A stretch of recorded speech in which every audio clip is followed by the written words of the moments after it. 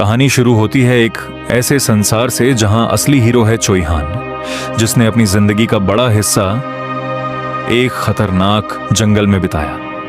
जब उसे आखिरकार इंसानों का प्यार और एक परिवार मिलता है, तभी एक रहस्यमयी संगठन पूरे गांव को तबाह कर देता है। अपने प्रिय लोगों को खोने के बाद चोई हान बदला लेने की कसम खाता है।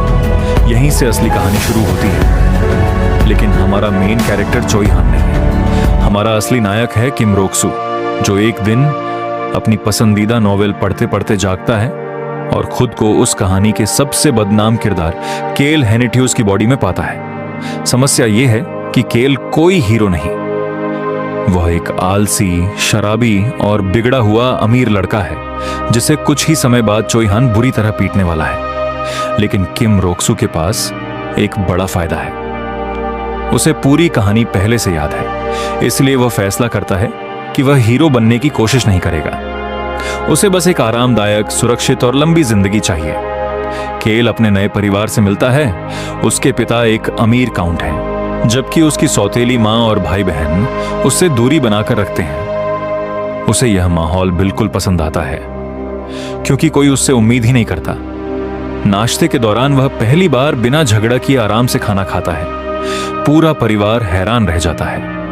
फिर केल अपने पिता से केवल एक चीज मांगता है, पैसा, और उसके पिता उसे उम्मीद से भी ज्यादा धन दे देते हैं।